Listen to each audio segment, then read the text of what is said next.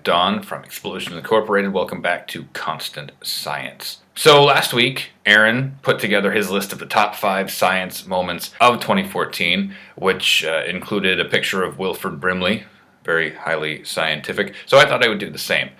Well, that's not quite true. It was actually my idea. He just got to his first. So I'm going to do mine now, here at the tail end of the year. And we're going to try to hit these all pretty quick. Number 5, Cosmos, A Space-Time Odyssey. It was a pretty good show. I mean, I had my beef with it, as did anybody else. There were a couple episodes that weren't that good, and sometimes they massaged the history in a way that kind of, you could tell Seth MacFarlane was pulling the strings in the background. But Neil deGrasse Tyson is awesome. The show covered some great basic astronomy and science material for people who have forgotten or aren't familiar in the first place, and the fact that it aired at all qualifies it on this list, especially on a network owned by Rupert Murdoch, who owns another network that spends a lot of its time talking about how global warming and evolution aren't real. And they mince no words about how real they are in Cosmos, A Space-Time Odyssey. So here's hoping we get some more Neil deGrasse Tyson on basic cable. Helped broadcast TV in 2015. Number 4, Vanta Black.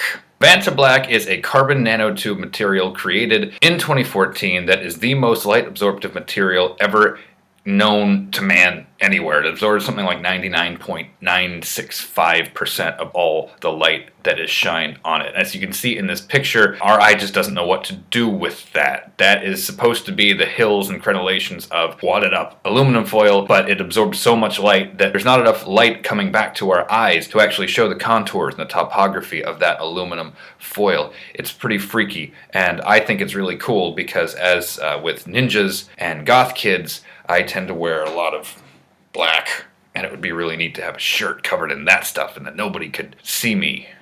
Well, not really. I just look flat, and that would be really, really cool. Number 3, scientists have invented the first commercially reproducible bionic eye. Now, it's not absolutely perfect. It's not a complete replacement for somebody's real eye. It is an implant in the eye that connects to a camera that's worn on a pair of glasses. The camera relays a signal to the implant. The implant relays that signal back to the brain, and the person with the bionic implant is able to see light and darkness and moving objects. So it's not perfect, but we are getting there, and a lack of perfection is a small price to pay in the case that when the eye is perfected, it sells us all to Skynet and the world ends. Number 2, this one is only a couple of weeks old. NASA announced earlier this month that the Curiosity rover, the Mars Science Laboratory, after shooting a laser into the ground and examining some of the contents underneath the Martian soil, has discovered methane and organic compounds. Now, the methane we already knew about. There were some of the orbiters that saw clouds of methane escaping sporadically from under the Martian soil, but this is the first that's actually been examined by the Mars Science Laboratory. Methane on Earth is often produced by life.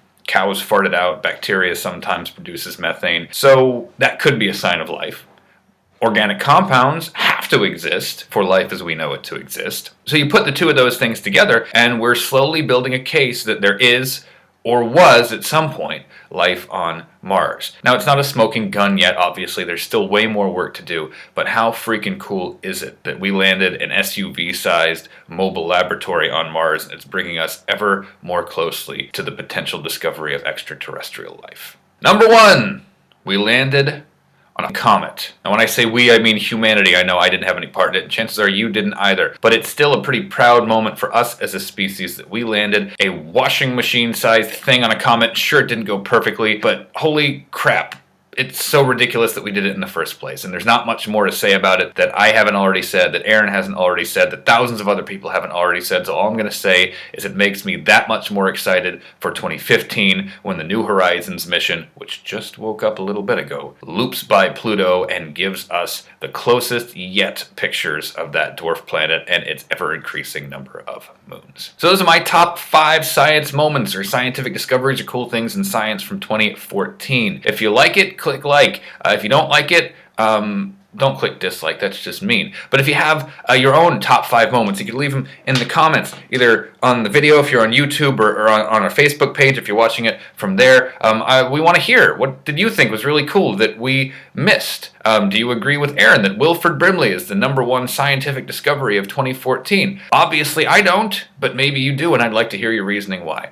So as always, if you have any suggestions, you can leave those here for us too. Wishing everybody a happy new year, and we'll see you on the other side in 2015. Thanks for watching Constant Science. I am Don from Explosions Incorporated.